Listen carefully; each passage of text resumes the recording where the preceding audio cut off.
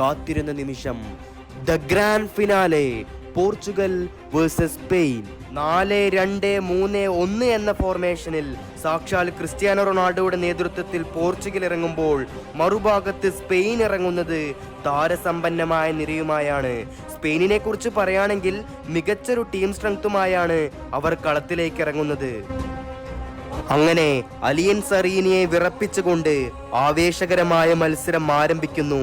എന്നാൽ സ്പെയിൻ പ്രതീക്ഷിച്ച പോർച്ചുഗലിനെ അല്ല അവിടെ കണ്ടത്. ന്യൂനോ മെൻഡസും ജാവോ നെവസുമെല്ലാം വിങ്ങുകളിലൂടെ ആക്രമിച്ച് കളിക്കുന്ന പോർച്ചുഗൽ.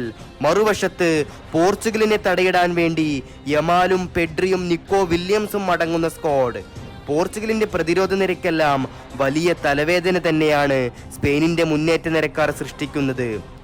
പെഡ്രിയുടെ മനോഹരമായൊരു ഷോട്ട് സ്പെയിൻ ഗോൾ അടിച്ചു എന്ന് തോന്നിപ്പിച്ചു പോയി. നിക്കോ വില്യംസ് എന്ന 11-ാം നമ്പറുകാരൻ പോർച്ചുഗലിന്റെ ബോക്സിലേക്ക് ആക്രമണങ്ങൾ